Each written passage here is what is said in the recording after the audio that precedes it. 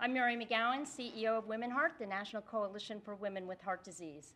Thank you for coming today to learn more about the experience of women living with heart failure and the impact it has on their health and quality of life.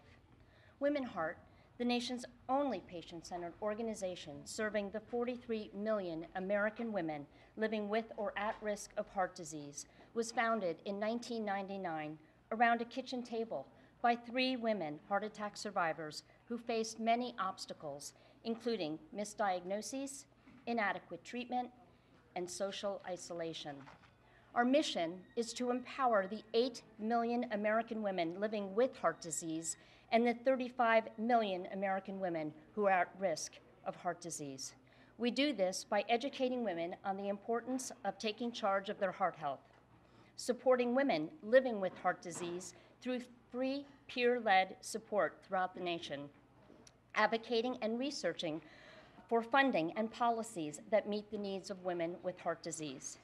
Thanks to the generous support from Amgen, Novartis Pharmaceuticals, and St. Jude Medical, we have conducted a series of studies, including an online survey, telephone focus groups, and roundtable discussions for women living with heart failure. The results of this research reflect honest, candid descriptions of the challenges, obstacles, and reality of daily life as a woman with heart failure. Our passion is to provide education, advocacy, and support to improve the lives of women living with heart failure. The findings from these studies were presented a few weeks ago at a workshop of key opinion leaders in women's heart health and are the basis for policy recommendations, which we will share with you today. I was 41 years old and in the prime of my life. I had a job I loved, and I was planning my wedding with my high school sweetheart. And as far as my health, women don't. I have always been known for my high energy and was someone who tried to do it all. Anybody out here like that? I was working full-time at a bank, planning a wedding, maintaining a household, and making time for my friends, family, and exercise. Once I returned home to Wisconsin, my previous symptoms had become worse. I was short of breath and felt as if I had an elephant sitting on my chest. We decided at that point it was time to go get a doctor's opinion. After the first exam, I was told I had depression, and I was sent on my way. The fatigue and shortness of breath had progressed to the point where I was having a hard time taking care of my responsibilities. I went back to the doctors again. I was told at this point that they thought it was probably a virus. Sent on my way. They did more blood tests, x-rays, and they did a breathing treatment. Then they decided at that point that they thought it was pneumonia. I was sent on my way. I thought to myself at this point, this can't be right. I'm a previous cancer survivor. If you are, anybody would know that sometimes in the back of your mind, you always wonder if it comes back. So I demanded at that point to see a lung specialist. When I saw the lung specialist, he ran an MRI. He said that he had good news and bad. And so I was, okay, I want the bad first. He said the bad news is I need you to see one more doctor.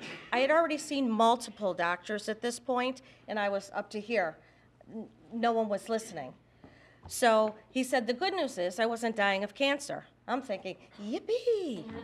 We went for an echocardiogram the next day. The doctor, cardiologist, walks in to the room, picks up a heart, and sits on a stool and slides over to me and puts his hand on my knee and says, "We have a big problem." I said, "No, we don't." He says, "Yes, we do." And I said, "No." And he says, "Eileen, you're in heart failure." And I paused for a minute and I looked at him and I said, "My heart is broken?" Had I been properly diagnosed in the early stages of heart failure, much of the damage to my heart that I live with now could have been avoided. Advocating for yourself is the best thing that you could ever do. Inside, if you know something's not right, speak up. I'm here to help ensure that every woman has a chance for early detection, accurate diagnosis, and proper treatment. And that's one of the huge things that WomenHeart did for me, and it empowered me to fight for myself and to fight for all my sisters. Thank you so much for having me. More than 6 million people in the United States have heart failure. Equal numbers of women and men get this disease. For people who have very severe symptoms of heart failure and are hospitalized, slightly more women than men are in the hospital at any given time. There are two types of heart failure. One type is a low ejection fraction heart failure, and one is preserved or normal. Women are at significantly higher risk than men for that normal ejection fraction heart failure. How do we prevent heart failure? One of the reasons that we have so much heart failure in the United States now is because we've been successful with other treatments of heart disease. We have blood clot busting medicines, and we have angioplasty and stents and bypass surgery, all of which have treated coronary artery disease, which leaves us later in our years with congestive heart failure. Additionally, people who have had hypertension through their life and diabetes end up often with congestive heart failure. Women are at higher risk for developing heart failure and at more risk than men with those diseases. It is very common for people to have gone to the med check or to the ER or someplace assuming they have pneumonia, an upper respiratory infection, a cold, and it's down the road a little bit that they are diagnosed with congestive heart failure. So one of the important things is the recognition of the symptoms. And so what are symptoms of heart failure? They are fatigue, not able to do what you used to do, and shortness of breath. The treatment for congestive heart failure over the past 2 decades has really been revolutionized. We use our medications, ACE inhibitors, beta blockers, aldosterone inhibitors are standard therapy. Then we have some advanced therapies that we use for people who need them. Those include device therapies such as defibrillators and specialized types of pacemakers. We have implantable pumps called ventricular assist devices, which can support patients both independent of transplant or on their way to transplant. Exercise is of benefit to people with cardiovascular disease and in particular heart failure. So we need to get more research on all types of heart failure in women. Thank you very much. So the online survey received a sample of 255 women with heart failure across the country, the United States. Through the survey, women with heart failure reported that they are very frustrated by delays in proper treatment caused by misdiagnoses. On a positive note, these women reported having learned to take control of their own health, and this feeling of being your own advocate has actually improved these women's health that they reported. So that's a very positive finding. And our survey showed some important statistically significant associations, and those include that compliance with medications was significantly associated with heart health knowledge and ability to engage in activities of daily living. So we did see the importance of adhering to medications as having a positive health benefit.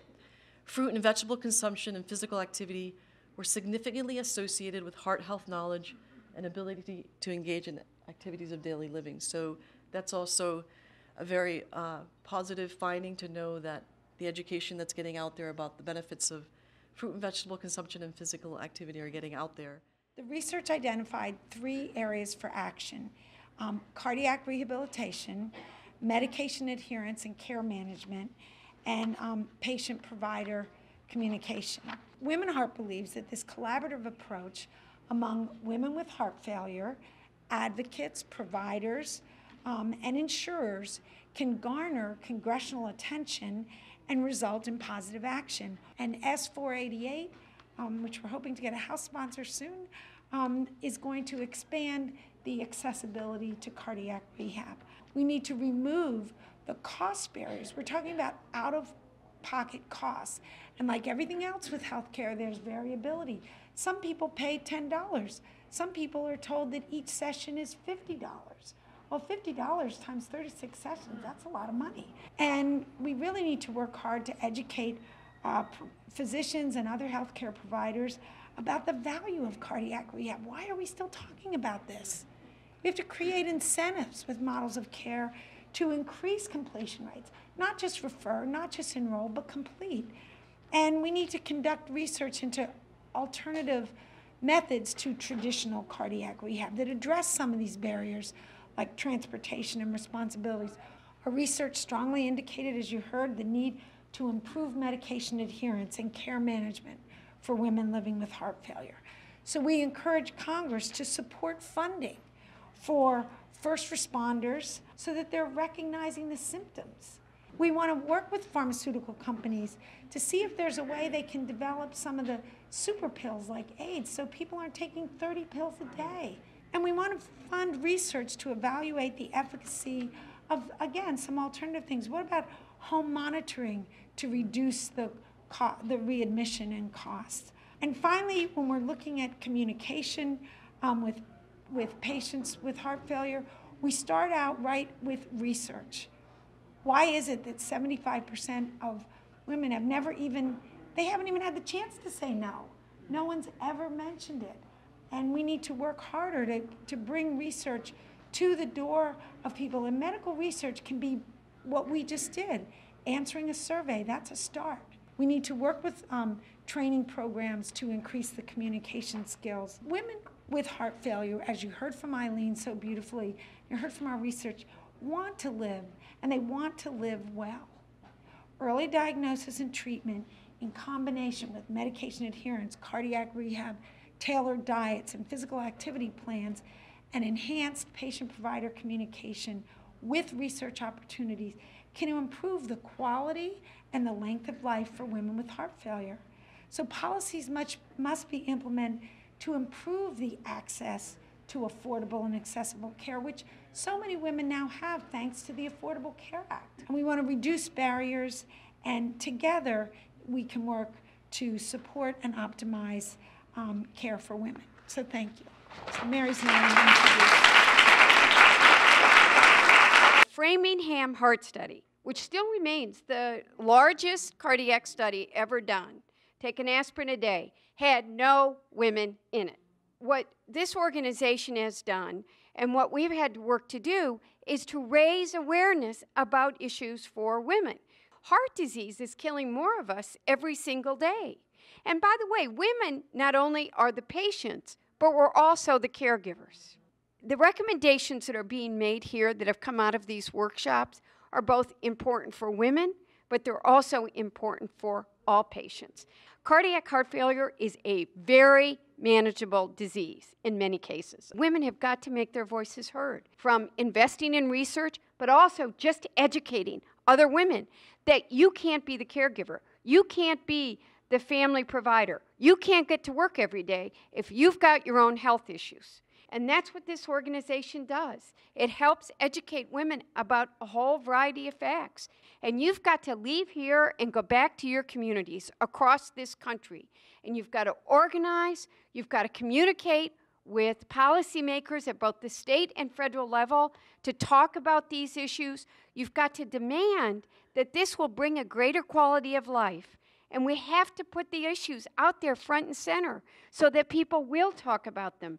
This wonderful organization being a voice and bringing women together is what has to happen. Okay, we're going to get change. We're going to, A, make our voices heard so that women's health care is treated equal to man's. We're going to have our voices heard so that we are treated equally in all federally funded research and that we get drug companies to also include us. We're going to make our voices heard so that we are educating women about the issues that they need to know about, both to take care of their own health and to take care of their family's health. I believe that every American has a right to affordable, quality health care, and that is those who have challenges need to have long-term care. We figure out a way that resources are available so that they can live a long, healthy, good life. So thank you for what this organization does. Let's listen to what they do, and let's work together. Thank you.